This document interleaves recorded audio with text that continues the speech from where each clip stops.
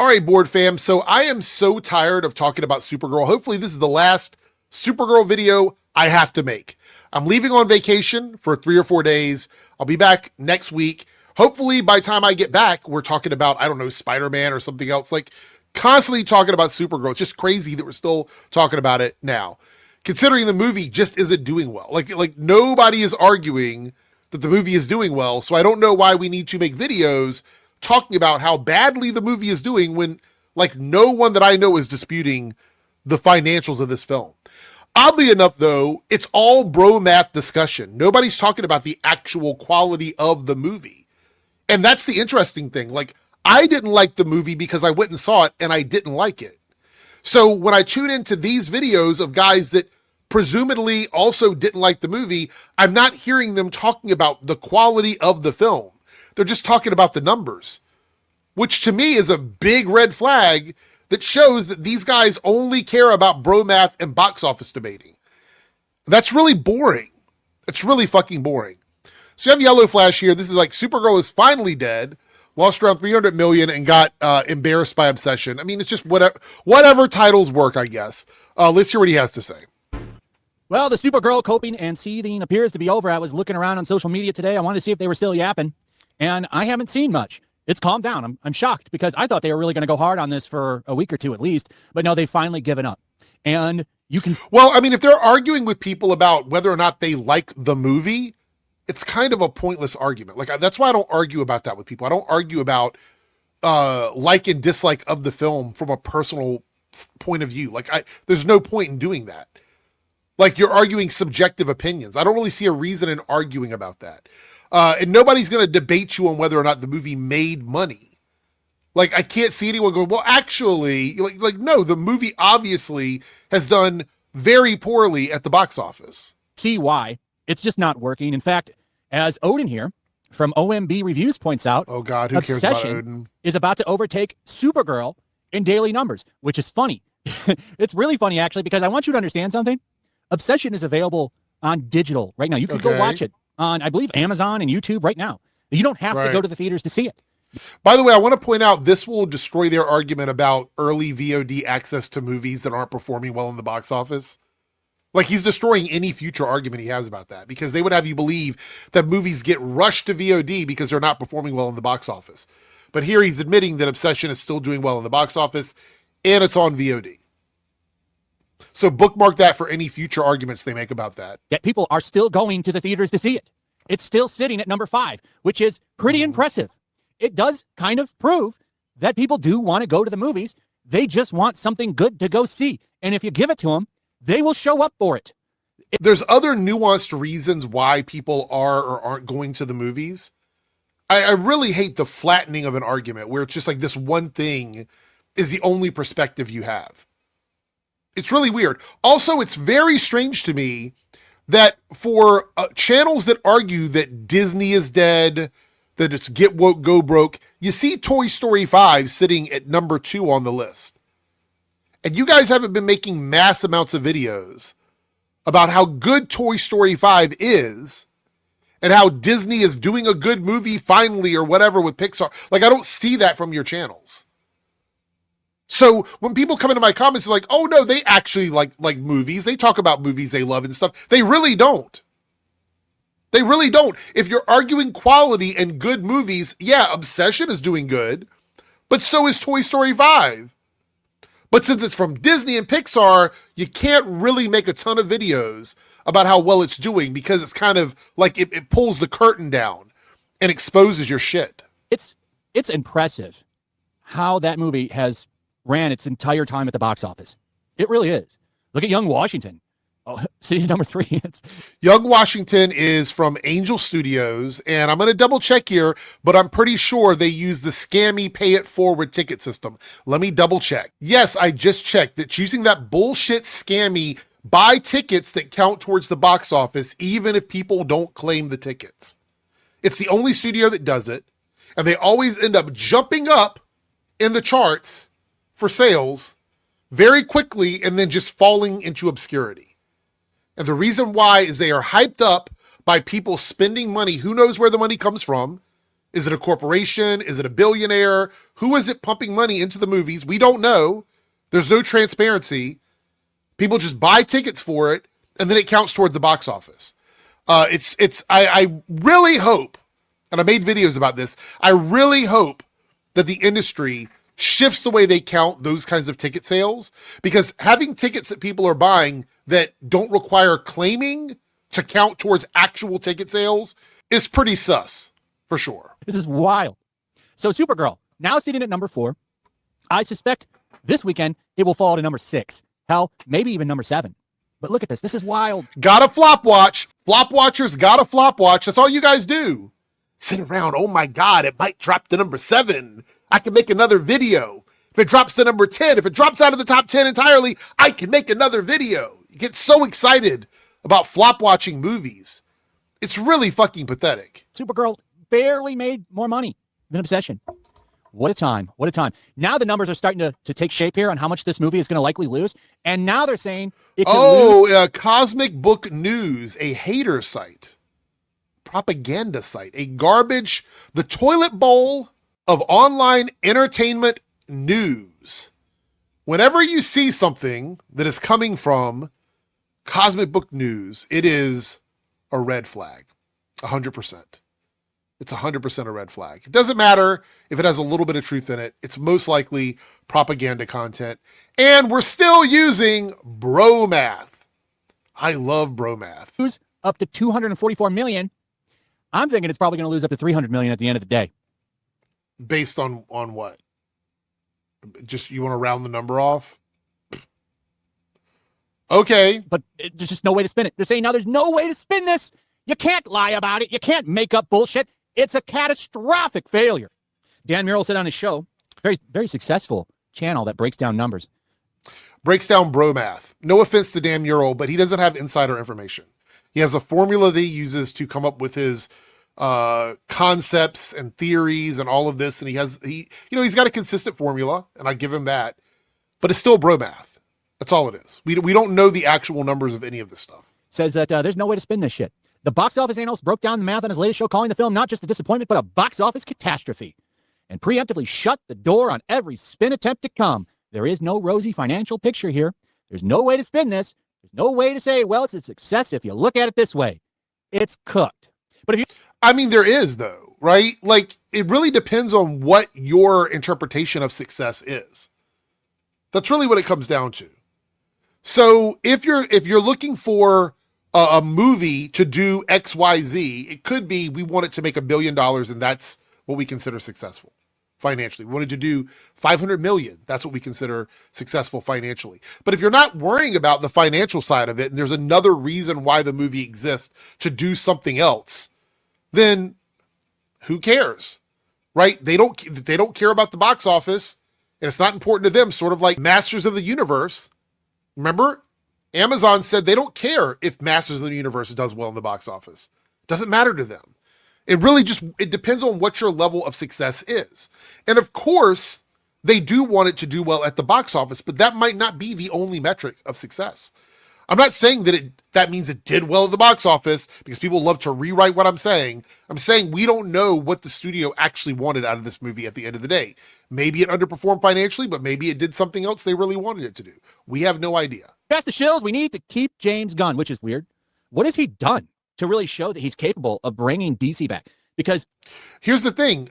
This is one film so far that hasn't done well when all of the other projects that he's worked on have been well received. Everything James Gunn has actually been in charge of in the DCU has done well enough for the studios that they like it, and they've greenlit projects afterwards. So like Creature Commandos, Peacemaker, they love that season, but that show wrapped up. We don't know where they're going with those characters, but they said season 2, they had a good time with that season. We've heard no negatives from them about that. Most of the people that watched it enjoyed it. Superman did well financially. Like as of right now, this is the only thing that has underperformed financially for the studios. And it wasn't an actual James Gunn movie. I'm not saying you got to champion James Gunn or that I think he should definitely stay in charge of DC Studios. That's not what I'm advocating for. I'm just saying it's a little weird to be like, oh, this is the first failure that he's had financially for the studio since he's been in charge. So now we need to fire him. It's really strange. I don't get it.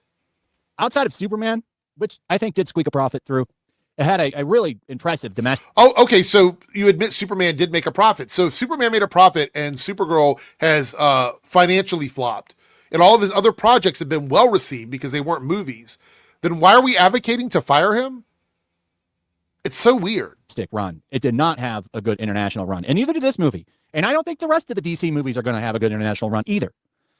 We don't know that. Clayface might. We still have Batman Part 2. I don't know. We'll see. He's got to figure this shit out. It's really funny to see headlines like this. Despite Supergirl's failure, it's a bad idea to replace James Gunn. The guy has had nothing but failure. But you just said Superman turned a profit. This is the second movie. His Superman movie turned a profit. This one didn't, but he's had nothing but failure?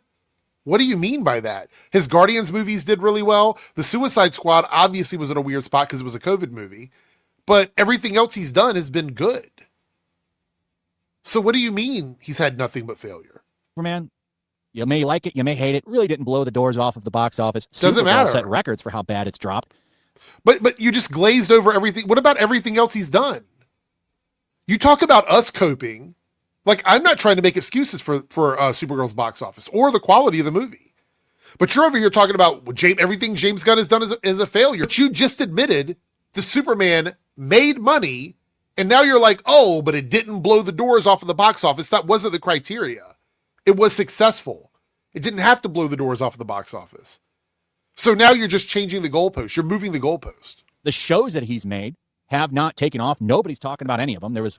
Doesn't matter. They got Creature Commandos got greenlit for another season. Matter of fact, I think I got greenlit for 2 seasons. I have to double check, but I think they're planning on doing 2 seasons of that. And Peacemaker ended after season 2. That one animated series he did, nobody watched that shit. In fact, that show, from what I remember, was full of ideologue bullshit. Peacemaker season 2 was a gigantic piece of shit. Season 1 I kind of liked. Season 2 I hated. What's the difference between seasons 1 and 2? Season 1, he didn't run everything. I believe he still had somebody telling him no. Season 2, he got to do whatever he wanted. What did we get? 4 episodes? Slow the plot down and have them go visit Nazi Earth, which really just had no bearing on the story whatsoever. He just wanted to do that. Like, this is what does this have to do with you're talking financial success? What you're discussing here. It's financial success. Now you're talking about whether or not you subjectively like the story in the show. So which metric are we using? Is it our own personal opinions on whether we liked it or not? Or is it the financial success, the obvious objective success of something? Peacemaker season 2 ended. There was no 3rd season planned. So it doesn't really matter if it was good or bad financially for them because we're not getting another season. And Creature Commandos, despite you saying that nobody talked about it, is getting another season. Superman got a sequel to that, got greenlit pretty much right after the movie came out. So you talk about people coping. This is cope. This is what cope is. the problem. I think James Gunn can be a good creator, but he needs somebody to rein him in. And I don't think there's anything wrong with that. Every creator needs a good editor, someone that can kind of rein them in and say, that's stupid. And it's okay. It's all right. Criticism can help you. And there's so many examples of this throughout a lot of entertainment. One of my favorite creators of all time, Akira Toriyama, during the Dragon Ball stuff, editors really helped make that good. And a lot of people don't even talk about that. Moving it to more fighting focused. Some of the villains designs, particularly during the Android and Cell stuff, he really benefited from somebody. I love the connection here between these two things. I love it. It's so much like, oh, well, this one person had a person helping them with editing, and therefore I believe James Gunn should have someone doing the same thing, even though we're talking about two different situations entirely. Yeah, editors are a thing, and you can have editors. Matter of fact, there are editors in these movies and TV shows that are not James Gunn. But okay, I'll let you continue. You know, kind of reining him in, especially with the villains. A lot of the changes that were happening during those arcs were because of the editor saying, that's dumb, change it. And it ended up making it so much better. That's James Gunn's biggest problem. Well, how do you know it made it better? Like, what was it before? Did you get a full story that was done, like, of the work pre editing and then post editing so you could compare the two? Or are you just saying it's better because you only saw the end result? Because you'd have to give like an example, like tell me this is what they were doing before and this is what they were doing after. And this is why I think it's so much better. Just saying that it's better without any examples of what you're talking about is just explaining what an editor does. He needs somebody to rein his ass in. Him being an executive is a stupid idea. Like, look what they've got coming down the pipeline. They're doing some Jimmy Olsen show. And apparently it's going to be like The Office or Spinal Tap or some shit like that. And he's going to be hanging out with Gorilla Grodd. What the fuck is this? Nobody. So you guys argue that you want different stuff. And then when they do different stuff, you argue that it's too different.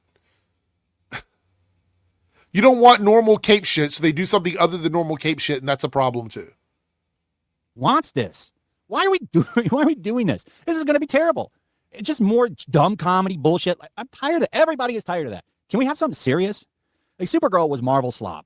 More of the same. I mean, you're getting Green Lanterns, which is going to be a serious show. Clayface is going to be serious. That's the next two projects. The next two projects are going to be serious things. A TV MA show and a rated R movie. Can you wait till they come out to see what they look like before you start complaining about something that's like way off in the future? This project is well after all of that stuff.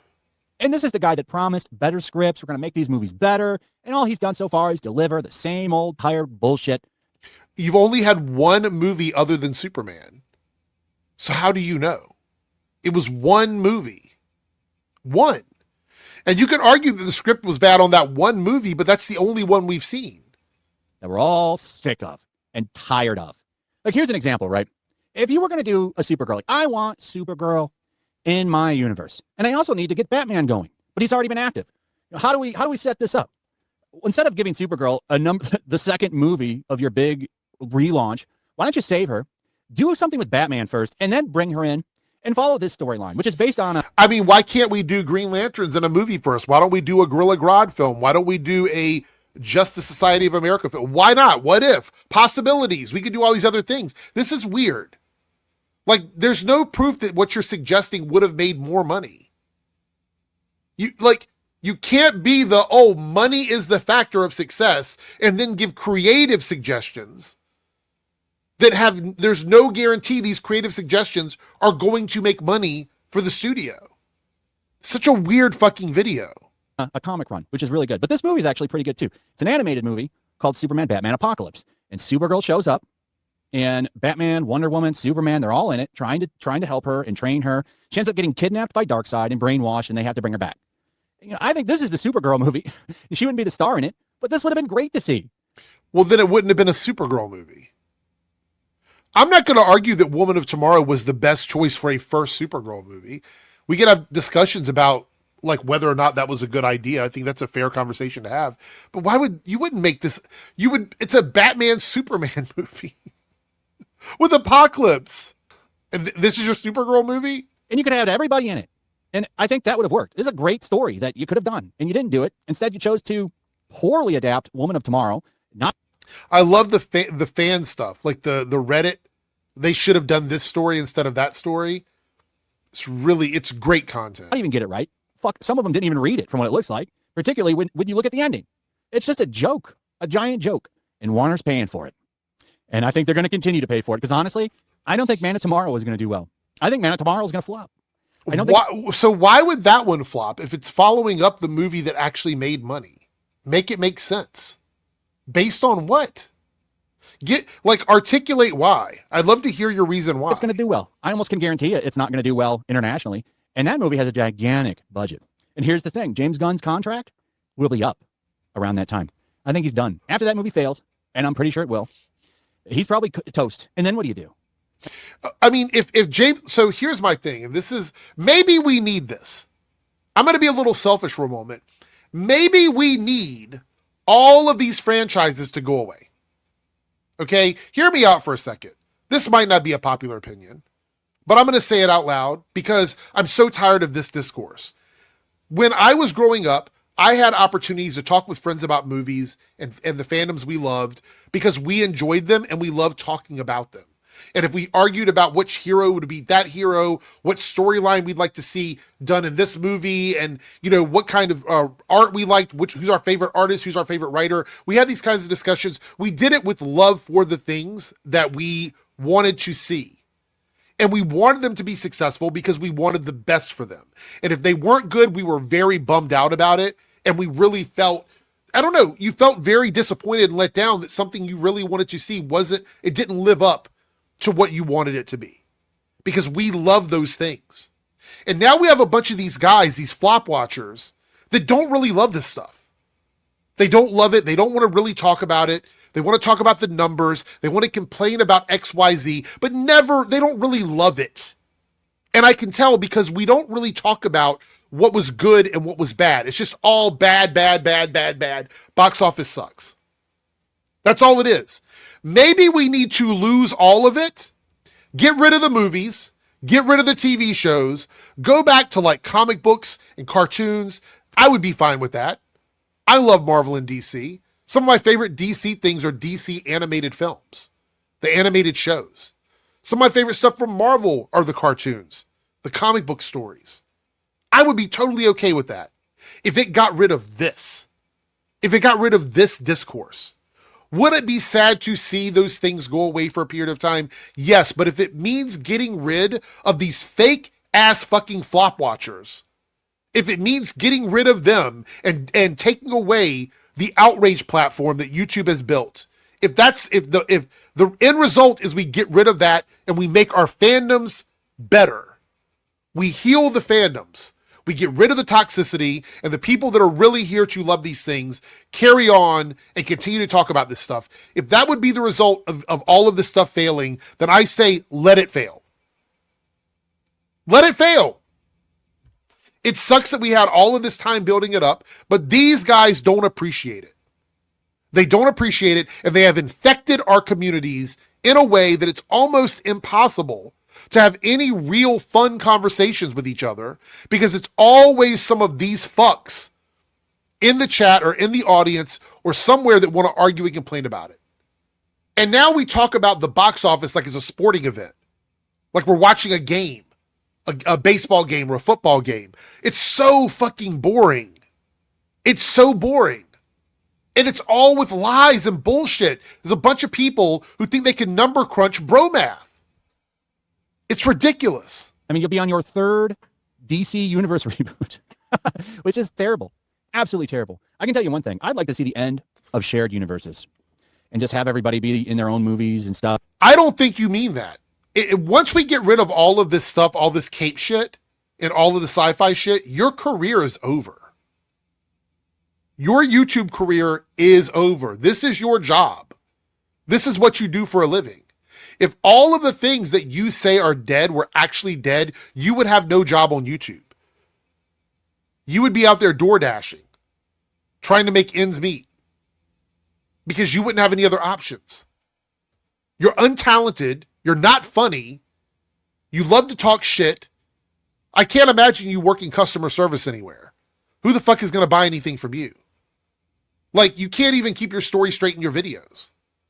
So I don't believe that you want this stuff to die. That's a lie. That used to be, because this shit is just not working anymore.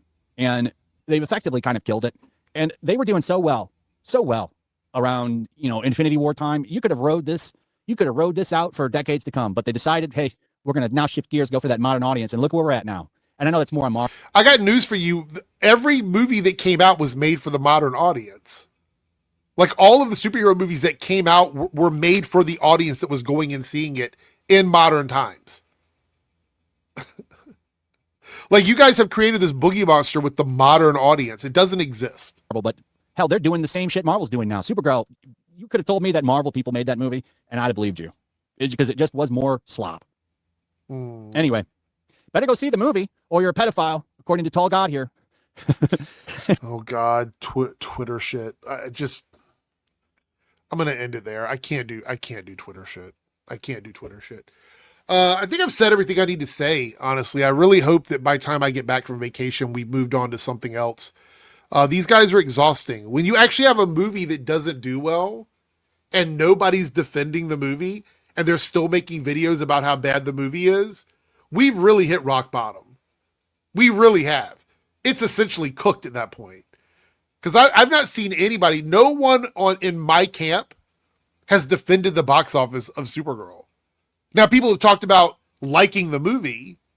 They've enjoyed the movie, despite its flaws, which is fine. You can love whatever you want. But I don't think anybody's really been defending the box office of the movie. I haven't seen it. Maybe there's somebody out there doing it. Nobody that I know.